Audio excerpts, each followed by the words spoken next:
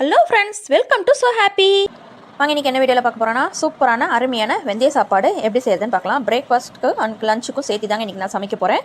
அதுக்கு வெங்காயம், தக்காளி, பச்சை மிளகா, பட்டை, கிராம்பு எல்லாமே எடுத்து கட் பண்ணி எடுத்து வச்சுருக்கேன். கொத்தமல்லி, புதினா எல்லாமே. இது வந்து அரிசி, புழுங்கல் அரிசி, நம்ம நார்மலாக சாப்பாடு செய்கிற புழுங்கல் அரிசி தாங்க. இதில் 1.5 படி எடுத்து நல்லா கழுவிட்டு ஊற வச்சு வச்சுருக்கேன். அந்த தண்ணி வேஸ்ட் பண்ண வேண்டாம், நல்ல தண்ணி தான் ஊற்றி ஊற வச்சுருக்கேன். அதையும் நம்ம வந்து தண்ணியை வந்து வளர்ந்து ஊற்றிக்கலாம். இப்போ வாங்க எப்படி செய்யுதுன்னு பார்க்கலாம். முதல்ல அடுப்பு பற்ற வச்சு இந்த மாதிரி அகலமான பாத்திரம் எடுத்துக்கோங்க. நான் 1.5 படி அளவுக்கு பிடிக்கிற அளவுக்கு நான் கொஞ்சம் அகலமாக பாத்திரம் எடுத்திருக்கேன். நீங்கள் குக்கரில் கூட சமைச்சிக்கலாம். நான் வந்து இன்றைக்கி பாத்திரத்தில் தாங்க சமைக்க போகிறேன்.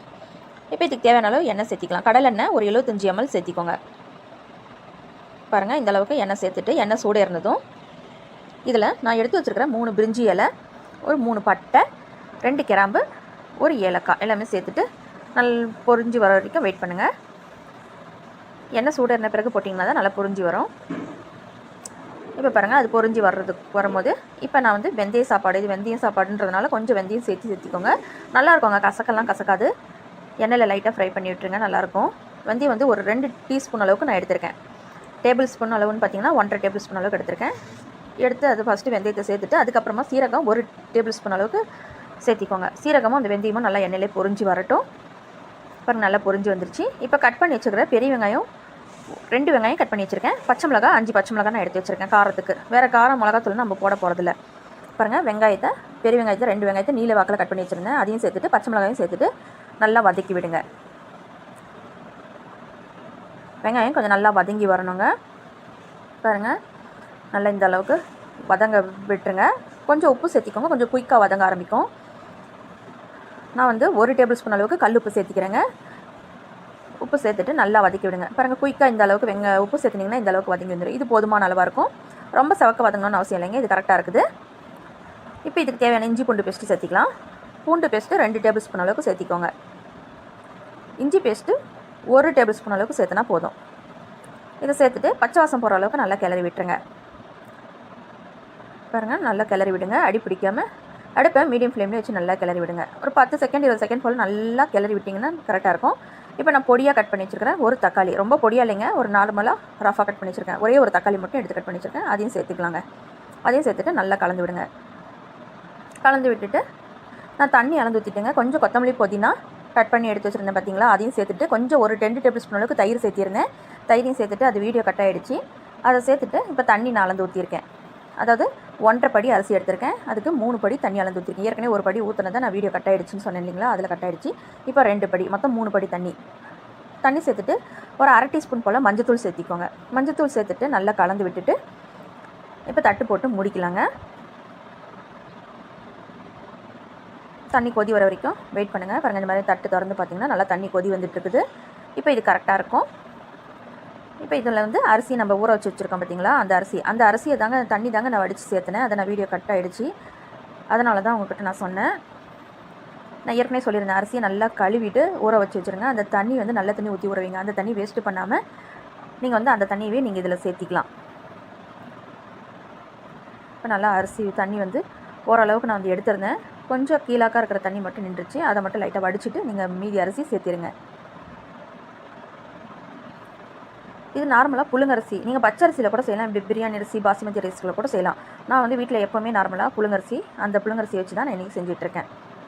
இப்போ நல்லா கலந்து விட்டுட்டு உப்பு பார்த்துட்டு செக் பண்ணிக்கோங்க. காரம் வந்து பச்சை மிளகா காரமே போதும், காரம்லாம் போடக்கூடாது, மிளகாத்தூள் போடக்கூடாது. உப்பு மட்டும் பார்த்து செக் பண்ணிக்கோங்க. உப்பு லைட்டாக செக் பண்ணி பார்த்தேன், உப்பு கம்மியாக இருக்குது.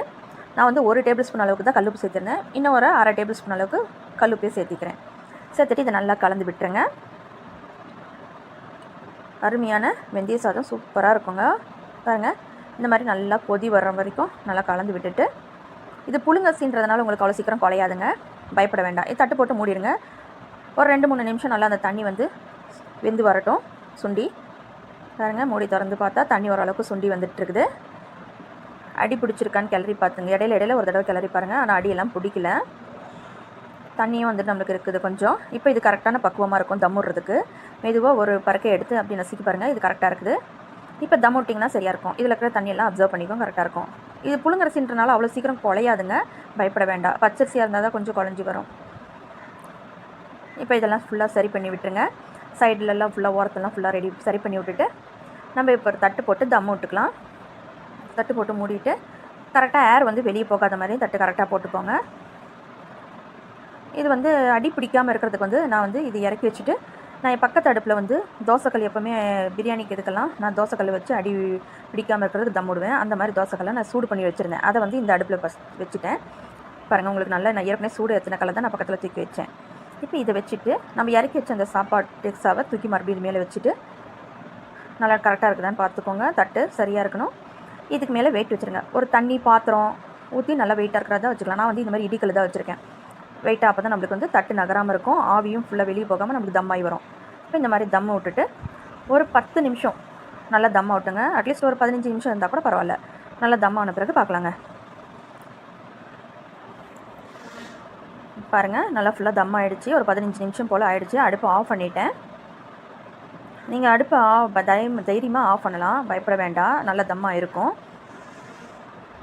பார்த்தீங்களாவே உங்களுக்கு தெரியும், நல்லா சாப்பாடு உதிரி உதிரியாக நல்லா சூப்பராக வந்திருக்குதுன்ட்டு. நான் ஒரு தடவை கிளறி காட்டுறேன் பாருங்கள். அப்படி கிளறி பார்த்தீங்கன்னா கரெக்டாக இருக்குங்க. இதில் ஒரு மேலாக்கா 2 டேபிள் ஸ்பூன் அளவுக்கு நெய் சேர்த்திக்கலாங்க.